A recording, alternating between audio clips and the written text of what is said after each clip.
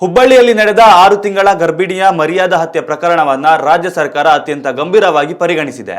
ಈ ರೀತಿಯ ಅಮಾನುಷ ಘಟನೆಗಳು ರಾಜ್ಯದಲ್ಲಿ ಪುನರಾವರ್ತನೆಯಾಗದಂತೆ ತಡೆಯಲು ರಾಜ್ಯ ಸರ್ಕಾರ ಕಠಿಣ ಕಾನೂನನ್ನು ಜಾರಿಗೊಳಿಸಿದೆ. ಈ ಸಂಬಂಧ ಸಿಎಂ ಸಿದ್ದರಾಮಯ್ಯ ಅಧಿಕೃತ ಮಾಹಿತಿಯನ್ನು ನೀಡಿದ್ದಾರೆ. ಸಾಮಾಜಿಕ ಜಾಲತಾಣಗಳಲ್ಲಿ ಈ ಸಂಬಂಧ ಮಾಹಿತಿ ಹಂಚಿಕೊಂಡಿರುವ ಸಿಎಂ ಸಿದ್ದರಾಮಯ್ಯ, ಹುಬ್ಬಳ್ಳಿ ತಾಲೂಕಿನ ಇನಾಂಬಿರಾಪುರದ ಮಾನ್ಯ ಎಂಬ ಯುವತಿಯ ಮರ್ಯಾದೆಗೇಡು ಹತ್ಯೆಗೆ ಸಂಬಂಧಿಸಿದಂತೆ ಪ್ರಕರಣದ ತ್ವರಿತ ವಿಚಾರಣೆ ನಡೆದು ಸಂತ್ರಸ್ತರಿಗೆ ನ್ಯಾಯ ದೊರಕಿಸುವುದು ನಮ್ಮ ಪ್ರಮುಖ ಆದ್ಯತೆ ಎಂದಿದ್ದಾರೆ. ಈ ಹಿನ್ನೆಲೆಯಲ್ಲಿ ತ್ವರಿತಗತಿ ನ್ಯಾಯಾಲಯ ರಚನೆಗೆ ಸರ್ಕಾರ ಕ್ರಮ ಕೈಗೊಳ್ಳಲಿದೆ. ಇಲ್ಲಿ ದಲಿತರ ಮೇಲಿನ ದೌರ್ಜನ್ಯ ಹಾಗೂ ಕೊಲೆ ಪ್ರಕರಣ ದಾಖಲಾಗಿದೆ. ಇದು ಅಟ್ರಾಸಿಟಿ ಪ್ರಕರಣವಾಗಿರುವುದರಿಂದ 60 ದಿನಗಳ ಒಳಗಾಗಿ ದೋಷಾರೋಪ ಪಟ್ಟಿಗಳನ್ನು ಸಲ್ಲಿಸಬೇಕಾಗಿದೆ. ಹೀಗಾಗಿ ಖಾಸಗಿ ಪ್ರಾಸಿಕ್ಯೂಟರ್ ಅನ್ನ ನೇಮಕ ಮಾಡಿಕೊಳ್ಳಲು ಕ್ರಮ ವಹಿಸಲಾಗಿದೆ.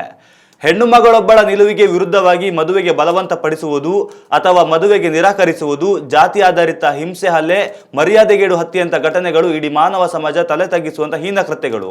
ಯಾವುದೇ ಕಾರಣಕ್ಕೂ ನಮ್ಮ ಸರ್ಕಾರ ಇದನ್ನು ಸಹಿಸುವುದಿಲ್ಲ. ಮುಂದೆ ಇಂತಹ ಘಟನೆಗಳಿಗೆ ಕಡಿವಾಣ ಹಾಕುವ ಹಾಗೂ ಜನರಲ್ಲಿ ಕಾನೂನಿನ ಬಗ್ಗೆ ಅರಿವು ಮೂಡಿಸುವ ಉದ್ದೇಶದಿಂದ ವಿಶೇಷ ಕಾನೂನು ರಚನೆ ಮಾಡಲಾಗಿದೆ.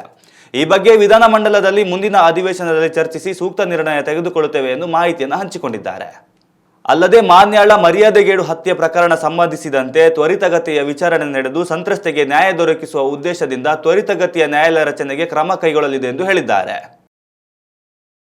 ಉತ್ತಮ ಸಂಸ್ಕಾರಯುತ ಶಿಕ್ಷಣದೊಂದಿಗೆ VSS English medium CBSE school Udupi Muddur. ನರ್ಸರಿಯಿಂದ 10ನೇ ತರಗತಿವರೆಗೆ ಶಿಕ್ಷಣದ ಜೊತೆಗೆ 5ರಿಂದ 10ನೇ ತರಗತಿವರೆಗಿನ ವಿದ್ಯಾರ್ಥಿನಿಯರಿಗೆ ಉತ್ತಮ ಹಾಸ್ಟೆಲ್ ಸೌಲಭ್ಯವೂ ಇದೆ.